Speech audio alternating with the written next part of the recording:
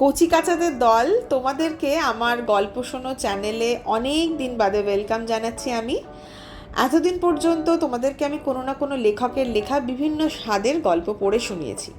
আজকে কিন্তু একটা সত্যি ঘটনা বলবো, একটা অদ্ভুত বাড়ির গল্প, আর সেই বাড়িতে আমার একটা রাত কাটানোর অভিজ্ঞতার গল্প। বাড়িটার নাম মর্গান হাউস। বাড়িটা রয়েছে কালিম্পংয়ে। বাড়িটা তৈরি হয়েছিল 1930 সালে। জর্জ মর্গান নামে এক ইংল্যান্ড সাহেব, তিনি ছিলেন পাটের ব্যবসায়ী।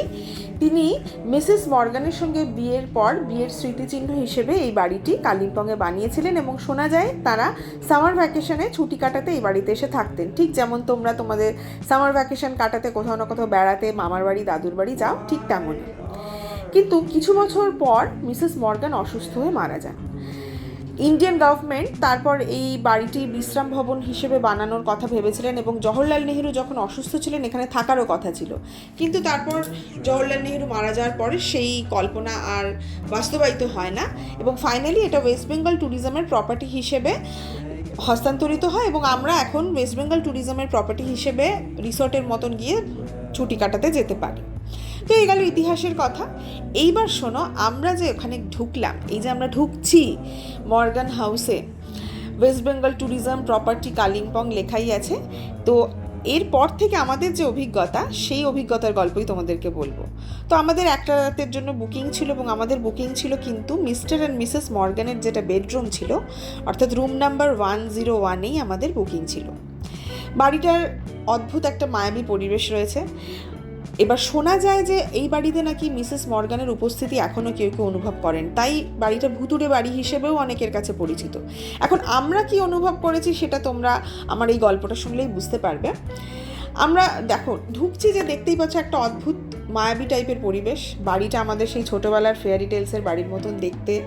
বাইরে দিয়ে চুল্লি বেরিয়ে আছে, চারিদিকে গাছপালা, দেওয়ালগুলোর ওপর দিয়ে লতা পাতা সমস্ত গেছে, আর মেঝেগুলো কিন্তু উডেন ফ্লোর, অর্থাৎ কাঠের মেঝে। তার জন্য ধূপ ধূপ করে আওয়াজ হচ্ছে, কখনো মচ করে আওয়াজ হচ্ছে, আবার তাড়াতাড়ি চলাফেরা করতে গেলে আবার তখন মনে হচ্ছে বাকি ফার্নিচারগুলো কাঁপছে।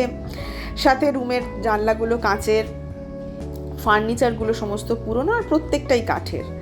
আর জানালার পাশে, জানালার গা দিয়ে লতা পাতা রয়েছে, কিছু কিছু লতা পাতা রুমের মধ্যে ঢুকে এসছে, কিছু কিছু এরকমভাবেই রয়েছে। আর বাইরেটা পুরোপুরি ফাঁকা, চারপাশে আর কোনো কিছুই দেখা যাবে না গাছপালা বাগান ছাড়া।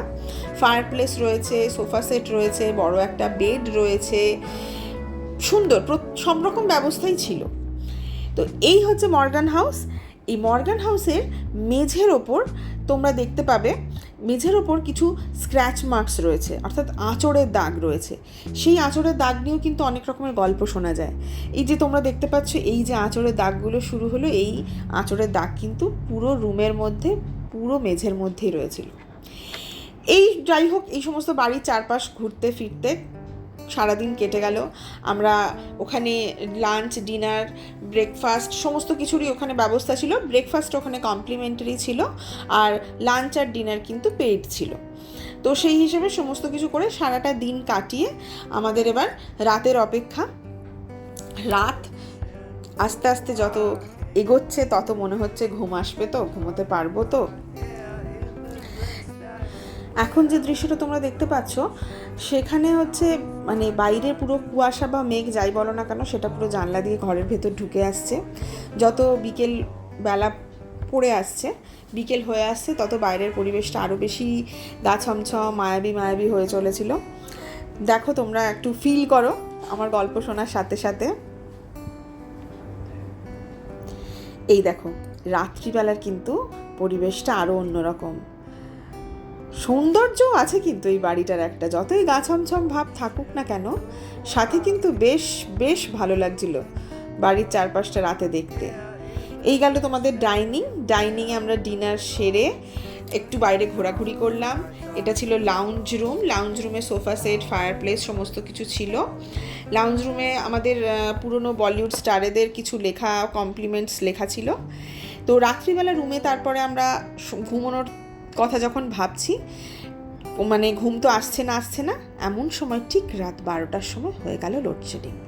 ঠিক মোবাইলের ঘড়িতে যখন 0000 তখনই হয়ে গেল লোডশেডিং। কোনো ধরনের কোনো জেনারেটরের কোনো ব্যবস্থা নেই, সারা রাত ওইভাবে জেগেই কাটিয়ে দিলাম। ঘুটঘুটে অন্ধকার, শুরু হলো বাইরে ঝমঝম বৃষ্টি, কাঁচের গা দিয়ে জল গড়াচ্ছে, আর তার সাথে লতাপাতাগুলো শুধু হাওয়াতে নড়ছে, আর কিচ্ছু না। আর কোনো সারা শব্দই নেই, বাইরে কোনো গাড়ি ঘোড়ার আওয়াজ নেই, কিচ্ছু নেই। সারা রাত জেগে কাটালাম। ভোর 4টে 4:30 সময় যখন বাইরে পাখির ডাক শুনতে পাচ্ছি, চোখ বন্ধ করলাম। কিছুক্ষণ পরে দেখলাম কারেন্ট চলে এসছে। তারপর একটা ঝলমলে দিন, আর কোনো ভয় টয় কিচ্ছু নেই। খুব ভালো লাগছে সকালটা দেখতে। ঘুরে বেড়ালাম, আবার চারিদিকটা একটু ঘুরে দেখ। সকালে সবাই বললো নাকি জেনারেটরটা অটো মোড থেকে ম্যানুয়াল মোডে চলে গেছিলো। এবার রাতে কি তাহলে সত্যি কেউ থাকে না? যদি থাকতো তাহলে নিশ্চয়ই কেউ না কেউ তো অটো মোডে আবার কনভার্ট করে দিত বা জেনারেটরটা চালিয়ে দিত অন্তত পক্ষে।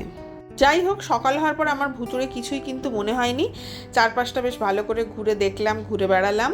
তারপর দেখতে পেলাম মর্গান হাউস ছাড়া কিছু কটেজ রয়েছে, আর এটা হচ্ছে টাশিডিং ট্যুরিস্ট লজ। এটা আসলে ভুটানের রাজার তৈরি বাড়ি।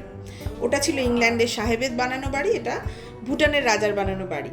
তো যাই হোক, আমরা তো ভুতুড়ে কিছু বুঝলাম না। এখন সত্যিই ভূত আছে কি নেই সেটা তোমাদেরকে গিয়ে থেকে দেখতে হবে। আর গল্পটা তোমাদের কেমন লাগলো জানিও। তবে আমি কিন্তু ভুতুড়ে কিছু বুঝিনি। ভূত বলে কি আর কিছু হয় নাকি?